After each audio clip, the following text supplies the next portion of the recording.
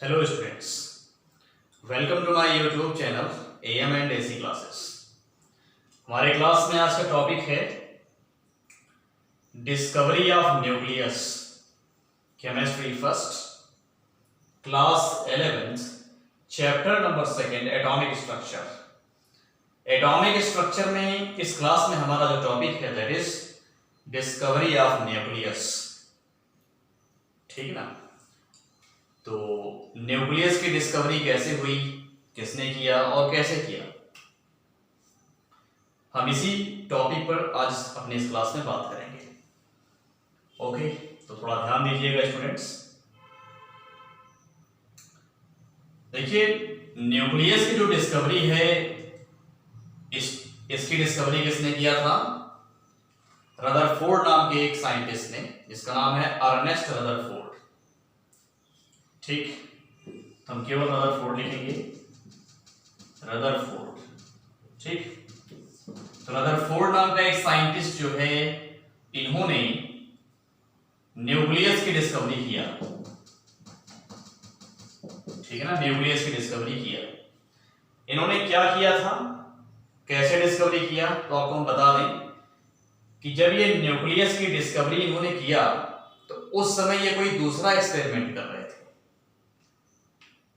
Nucleus की discovery गलती से हो गई, मतलब इनका कोई पर्पस नहीं था कि न्यूक्लियस भी कुछ होता है या न्यूक्लियस जैसा कुछ होता है एटम के अंदर और उसकी हम डिस्कवरी करें। तो इनका ये कोई पर्पस नहीं था एक्सपेरिमेंट करने का, ये कुछ दूसरा एक्सपेरिमेंट कर रहे थे।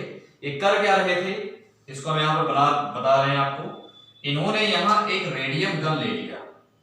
रेडियम गन कुछ हम इस तरह बना लेते हैं। ठीक, मान लीजिए रेडियम गन है, ये है रेडियम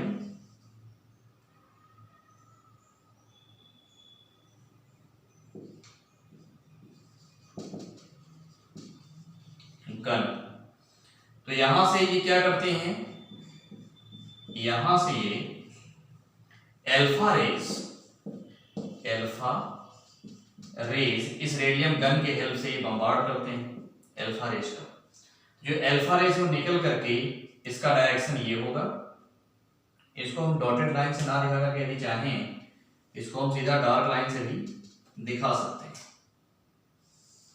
इस तरह से। ठीक है ना?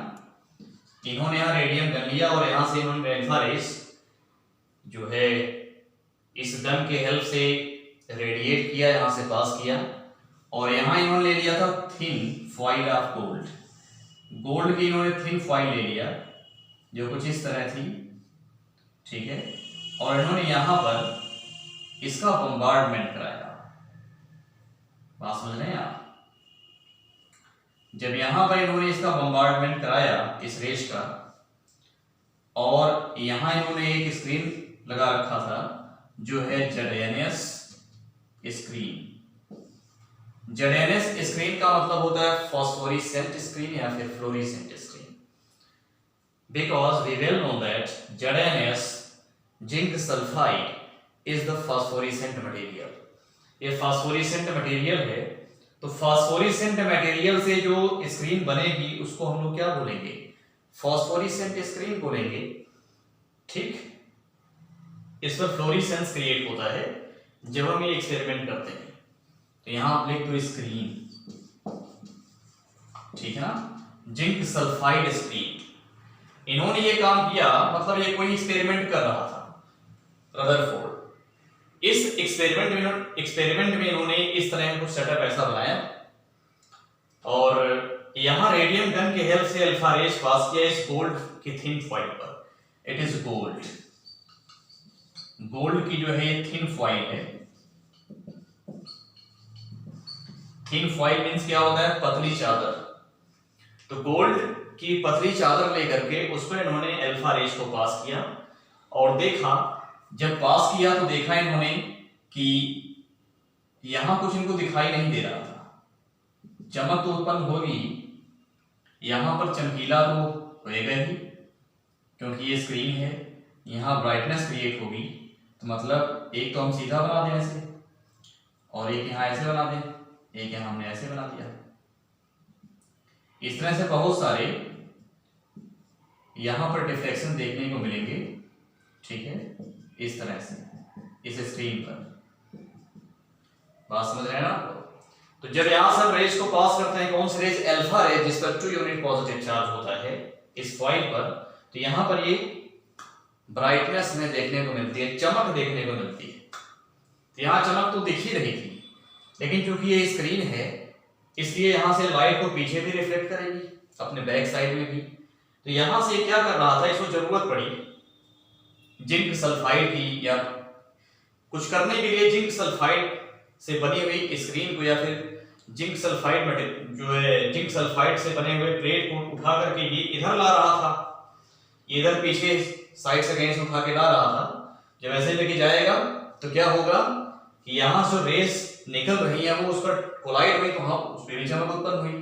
तो उसने देखा है कुछ तो यहाँ पर हो रहा है, तो उसने आइडिया लगाया कि यहाँ जो रेस आ रही हैं, मतलब यहाँ जो ब्राइटनेस क्रिएट हो रही है ZNS प्लेट पर या ZNS स्क्रीन पर, यही जो रेज हैं यहाँ जो चमक उत्पन्न कर रही हैं, ये रेज बैक साइड में रिफ्लेक्ट होकर के आती हैं, जिससे कि जब हम जिंक सल्फाइड से बनी हुई प्लेट को यहां से लेके आएंगे तो वो भी जो है जब उस पर रेस स्ट्राइक होंगी तो उस पर भी ब्राइटनेस क्रिएट होगी, मतलब फ्लोरेसेंट क्रिएट होगा एक तरीके से। तो यहां इसने फिर इस पर स्टडी किया, ठीक है। स्टडी करके उसने इसका कुछ कंक्लूजन निकाला, और कंक्लूजन में उसने क्या पाया उसको यहां पर हम थोड़ा लिख दे रहे हैं पॉइंट करके, ठीक है। तो रेडियम गन है, इसको आप रेडियम गन समझिएगा, और ये गोल्ड फाइल, इसको गोल्ड फाइल भी समझिएगा। तो पहला इसको जो ऑब्जर्वेशन मिला वो ये मिला कि आप देख रहे हैं कुछ रेज जो है सीधे सीधे अपने ही पाथ में स्ट्रेट वे में ट्रेवल करते हुए ही पास हो जाती है। तो इसने यहां बताया, किसने? रदरफोर्ड ने, कि 90% रेज, 90% अल्फा रेज, ये कौन सी रेज है? यही अल्फा रेज आगे जा रही है, ठीक है। तो इसने बताया 90% alpha rays travels in straight line,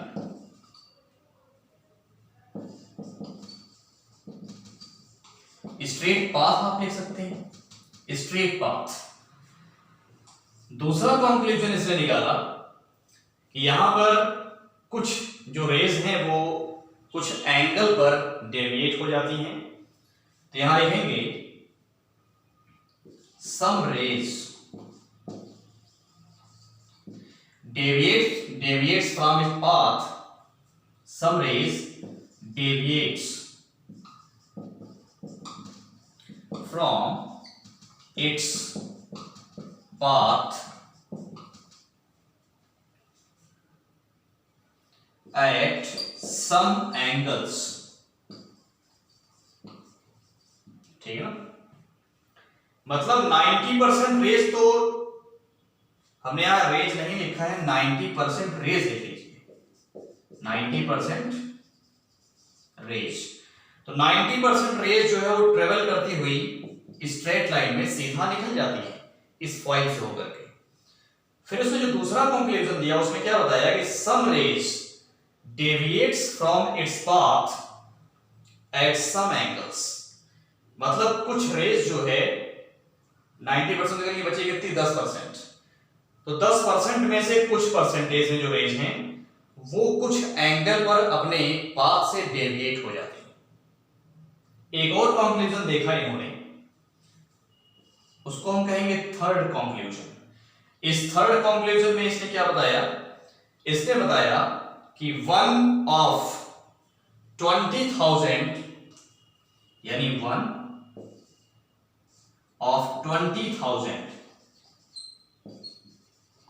rays deviates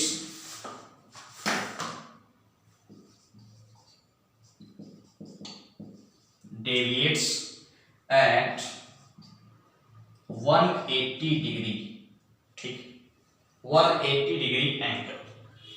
तो ये इन्होंने कंक्लूजन निकाला। अब इस कंक्लूजन के बेसिस पर इन्होंने बताया कि एटम के अंदर न्यूक्लियस होता है। कैसे बताया उसको देख लेते हैं हम लोग।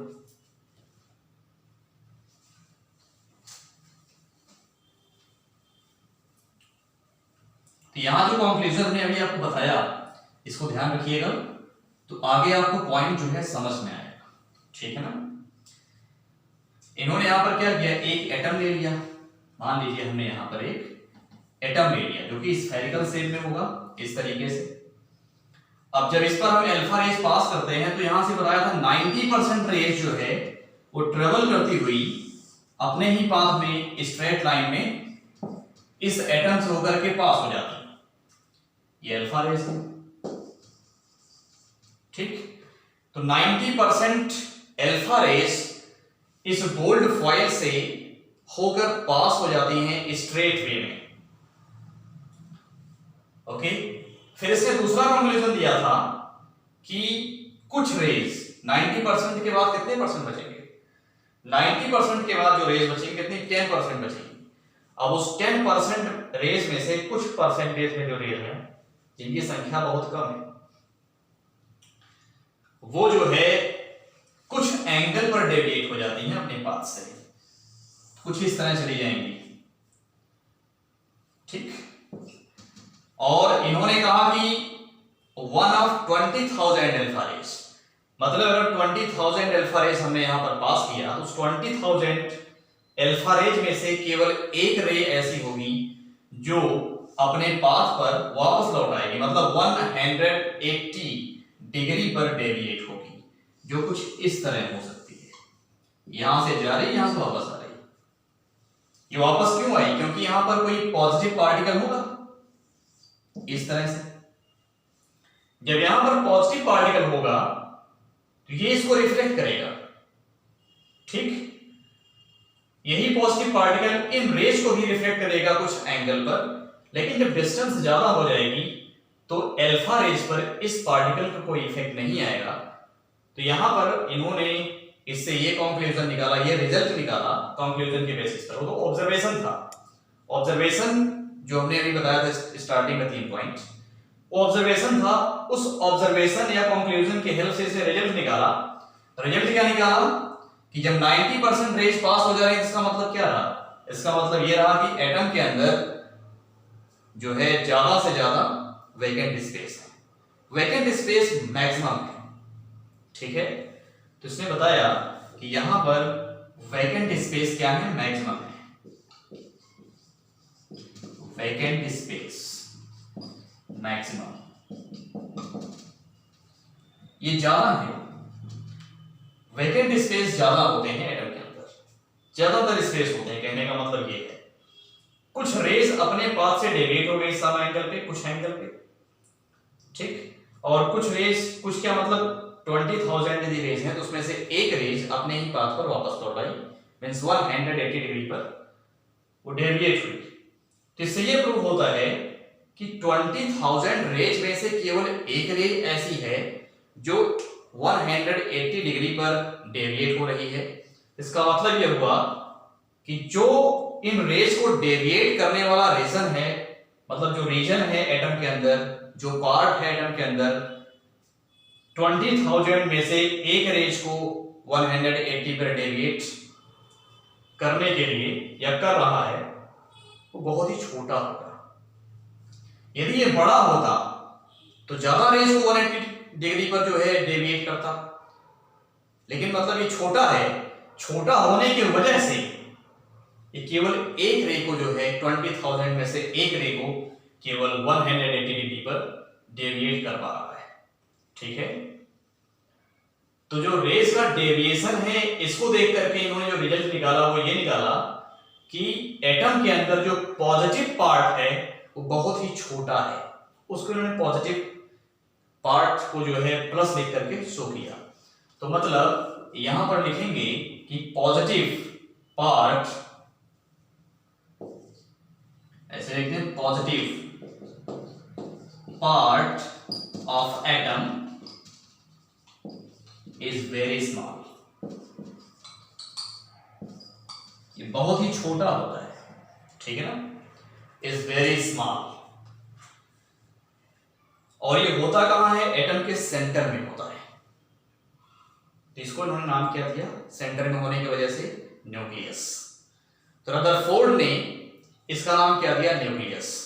अच्छा, रदरफोर्ड को ये बात नहीं पता है अभी कि इस न्यूक्लियस में क्या क्या है, इसके अंदर क्या होता है ये नहीं पता है। इनको सिर्फ इतना पता है कि पॉजिटिव पार्ट है, इसमें पॉजिटिव चार्ज है इस वाले रीजन में, इसलिए ये क्या कर रहा है, अल्फा रेज को अपने ही पाथ पर डेविएट कर दे रहा है, जो कि बहुत कम संख्या में है, एक। ठीक है, तो इसी छोटे से पार्ट को या छोटे से रीजन को जो कि सेंटर में है एटम के, इसका नाम दिया गया रदरफोर्ड के द्वारा न्यूक्लियस। इसी को हम न्यूक्लियस कहते हैं स्टूडेंट्स। ठीक है, अब यदि हम ये देखना चाहें कुछ डेटा के आधार पे कि ये न्यूक्लियस जो है, यदि हम न्यूक्लियस के साइज का कंपैरिजन एटम के साइज से करेंगे तो क्या डिफरेंस आएगा। डिफरेंस यहां बहुत ज्यादा आएगा। ऐसे आप समझें कि इसे मान लीजिए एक प्लेग्राउंड है, प्लेग्राउंड का मतलब वो स्फेरिकल शेप में होगा, जिसे क्रिकेट मैच वाला होता है, पार्क वगैरह। ठीक है, तो प्लेग्राउंड स्फेरिकल शेप में है और उसमें आप एक छोटी सी बॉल रख दीजिए। ठीक है, एक बड़ा सा प्लेग्राउंड है, उसमें आपने क्या किया, एक छोटी सी फुटबॉल रख दिया। तो फुटबॉल जो है वो न्यूक्लियस को रिप्रेजेंट कर रहा है और जो प्लेग्राउंड है पूरे एटम के साइज को रिप्रेजेंट कर रहा है। तो मतलब ये डिफरेंस होता है एटम और उसके न्यूक्लियस के साइज में। यदि हम यहाँ साइज की बात करें, एटॉमिक साइज की बात करें एंड न्यूक्लियस के साइज की बात करें, हम पाएंगे कि एटॉमिक साइज ऑलमोस्ट कितने के इक्वल होती है या कितनी होती है, हम पाएंगे 10⁻⁻10 मीटर। ठीक ना, 10⁻⁻10 मीटर ये एटम की साइज होती है। और जो न्यूक्लियस की साइज है, साइज ऑफ न्यूक्लियस, ये कितनी होती है, ये ऑलमोस्ट होती है 10⁻⁻15 मीटर। यहां m का मतलब मीटर समझिएगा, m जो है यहां पर मीटर। ठीक है, एसआई यूनिट, डिस्टेंस की जो एसआई यूनिट हो क्या होती है, या लेंथ की जो एसआई यूनिट हो क्या होती है, मीटर होती है। हमने यहां मीटर में इसको रिप्रेजेंट किया है। तो ये है इसका साइज 10⁻⁻10 मीटर और न्यूक्लियस की साइज है 10⁻⁻15 मीटर। ठीक है ना, तो ये हो गया पॉइंट हमारा। अब यदि हम इनका कंपैरिजन करना चाहें तो कंपैरिजन में हम यही पाएंगे बहुत ज्यादा डिफरेंस है, क्योंकि अगर आप यहां पर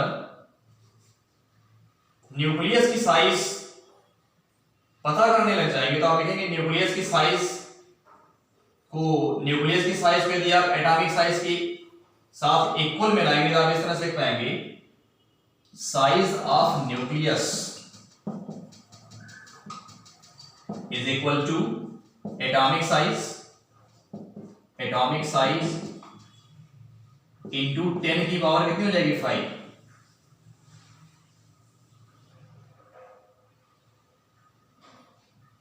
ठीक है, नहीं उल्टा लिख दिया आपने, गड़बड़ा जाएगा मतलब, ये थोड़ा उल्टा हो गया।